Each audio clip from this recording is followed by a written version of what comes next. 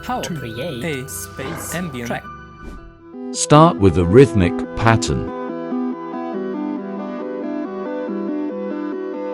Add some reverb.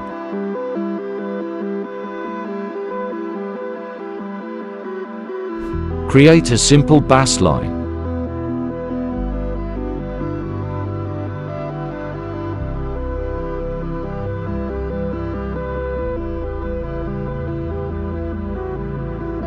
Add some slider notes.